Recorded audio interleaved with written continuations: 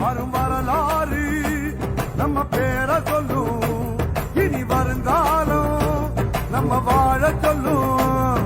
எந்த திசையெல்லாம் நம்ம வீரம் சொல்லும், நம்ம தலைமுறைதான் இனி தினமும் வெல்லும்.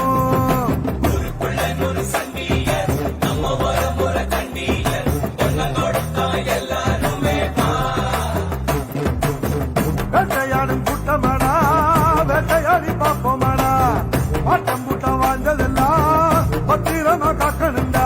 பூனையும் புலியா மாறுண்டா, யானையும் எதுக்கா தோக்குண்டா.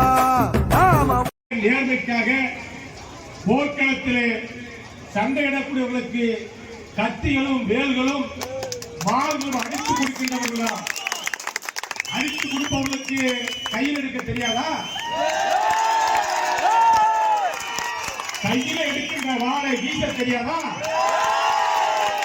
வீசுகின்ற வாள் நம்ம எதிர்ப்புடைய தலையை கொய்யாதா? நம்ம எதிர்ப்பவர்கள் யாராக இருந்தாலும் எவராக இருந்தாலும் சரித்திரத்திலே இருக்கிறவர்கள், அது எந்த உயரத்தில் இருந்தாலும் சரி, அது எவராக இருந்தாலும் சரி, அதற்கு இந்த கோவில் பட்டியலே வீர முழக்கமாக நான் சொல்கிறேன். நம்மை நம்புகிறவருக்கு நாம் உயிர் கொடுப்போம்.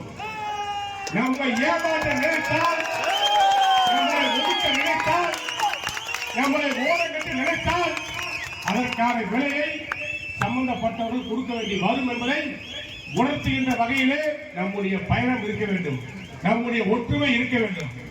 எத்தனையோ நகைக்கடை உரிமையாளர்கள் நகைக்கடை வைத்திருக்கிறார்கள். காவல் நிலையத்தை சேர்ந்தவர்கள் எல்லோரும் சில பேர் ஒரு திருட்டு பயில போய் நகைக்கடையில் தான் நகை சொல்லுவாங்க.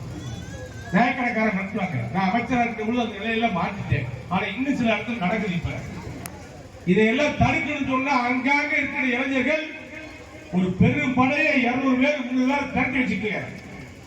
எந்த நேரத்தில் எனக்கு நீங்க போன் போட்டாலும் கோயில்பட்டி அல்ல குமரி வரைக்கும்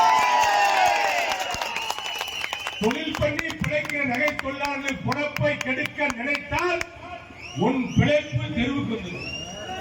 அது யாரா இருந்தாலும் நியாயமாக இருக்கக்கூடிய நல்லவர்களுக்கு துணையாக இருங்கள், உதவியாக இருங்கள், ஊருக்கு உறுதியாக இருங்கள்.